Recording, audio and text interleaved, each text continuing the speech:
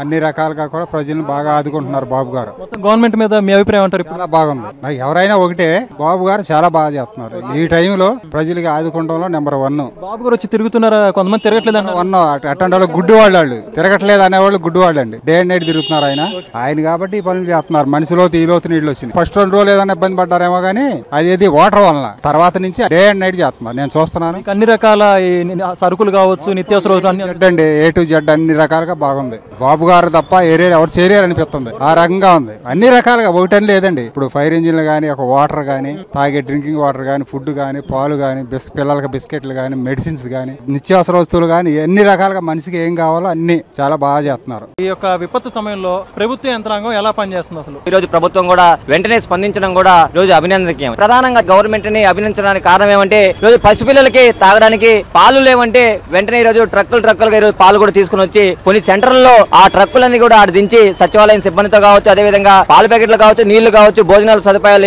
అందించి కూడా ఈ రోజు వీధి ప్రాంతాలకు వెళ్లి వాళ్ళందరి చేతుల్లో కూడా రాష్ట్ర ప్రభుత్వం సహాయ సహకారాలు అందిస్తుంది. అన్న నమస్తే. ఎన్ని సంవత్సరాల నుంచి ఉంటున్నారన్న ఈ ఏరియాలో మీరు? 10 సంవత్సరాల నుంచి ఉంటున్నాం అండి. గతంలో ఎప్పుడైనా సరే ఇలాంటి వరద చూసారా? ఎప్పుడు చూడలేదండి. ఇది మేము పుట్టాక ఎప్పుడు చూడలేదు. నాకు 30 సంవత్సరాలు ఇప్పుడు దాకా అయితే నేను చూడలే. మాది అంబాపురం 9వ లైను. మాది మొత్తం నిండిపోయి నేను నిన్న కొంచెం తగ్గినాయి. ఈరోజు ఇంకా రోడ్డు మీద మొత్తం నవరంగ వరకు వచ్చేసినాయి ఫుల్గా రోడ్డు మీద. నిన్న ఈ రోడ్డు అంతా బండేసుకు వెళ్ళాం, క్లియర్ అయిందిలే అనుకొని వెళ్ళాం. మరలా మొత్తం రోడ్డు మీద మొత్తం వచ్చేసింది. ఫుల్గా నిండిపోయినాయండి. మొత్తం రోడ్డు అంతా నిండిపోయింది. మన నుంచి అందే సహాయం మీకు అందుతుందన్న? అందుతుందండి. ఇస్తున్నారు మెడిసిన్, మొత్తం మందులు ఇస్తున్నారు, అన్నీ ఇంటికి వచ్చి ఇస్తున్నారండి. ట్రాక్టర్ మీద తిరుగుతున్నారు.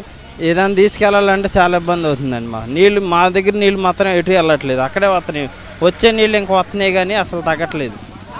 అంటే ఇక్కడ ప్రధానంగా చూసుకుంటే ఏంటంటే కనుక ఉన్న ప్రభుత్వం ఏదైతే ఉందో, ప్రభుత్వం అనేది ప్రజలను పట్టించుకోకుండా గాలి కొదిలేసింది అనేది ప్రధానంగా వస్తున్న ఆరోపణ అన్న ప్రతిపక్షాల నుంచి. ఇది వాస్తవమేనా? నిజంగానే మీ గురించి ఏం పట్టించుకోవట్లేదా ప్రభుత్వం?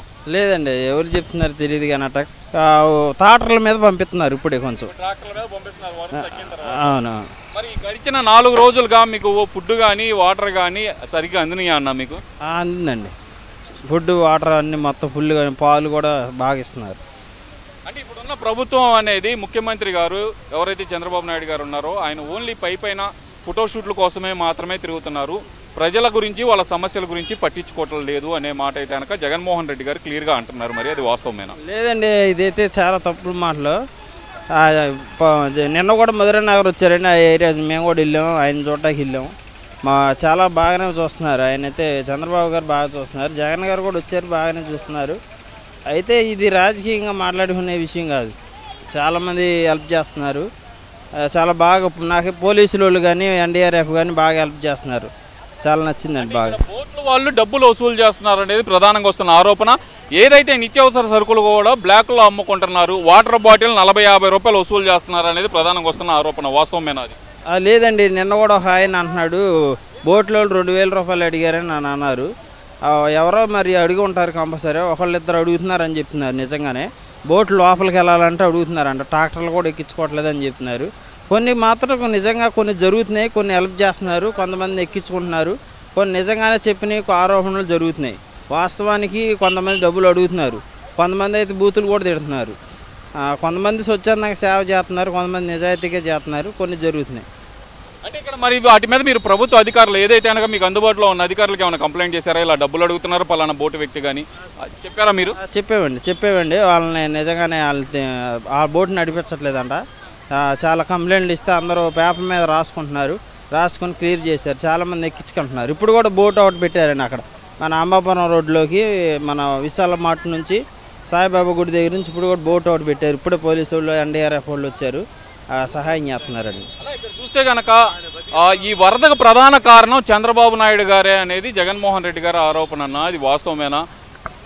మామూలుగా అయితే ఇది వరకు మొన్న కరోనా వచ్చినప్పుడు జగన్ గారు చెప్పారని చెప్పారు.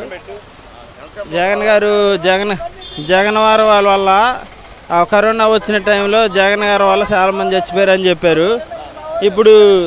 ఇప్పుడేమో చంద్రబాబు గారి వల్ల చాలామంది చచ్చిపోయారు అంటున్నారు. కానీ ఏదైనా రాజకీయపరంగా ఏదైనా మనం మాట్లాడకూడదు. ఎందుకంటే ఈ సమయంలో ఎవరైనా హెల్ప్ చేస్తున్నారు, సహాయం చేస్తున్నారు. ఇవన్నీ అబద్ధ మాటలైతే వద్దండి. ఎందుకంటే నా మందులు తీసుకెళ్తున్నాను, భోజనం తీసుకెళ్తున్నాను, కావాల్సిన వాళ్ళు వచ్చి తీసుకెళ్తున్నారు చాలామంది. ఇంట్లో కూర్చుంటే మాత్రం ఎవరు అందించలేరు, వాళ్ళు డోర్ కొట్టి చాలామంది వస్తున్నారు. అంటే బయటకు వచ్చిన వాళ్ళకి మాత్రం అందుతున్నాయి అంటారు. అందుతున్నాయండి, చాలామందికి వచ్చి ఇళ్లలో ఉన్నవాళ్ళు, కొంతమంది ఆడవాళ్ళు కూడా వస్తున్నారు, చాలామంది రోడ్డు మీద వచ్చి తీసుకుంటున్నారు. లోపలికి వెళ్ళిపోయినా కొంతమంది కావాలనుకున్న వాళ్ళు బయటకు వచ్చి తీసుకెళ్తున్నారండి, చాలామందికి ఇస్తున్నారు.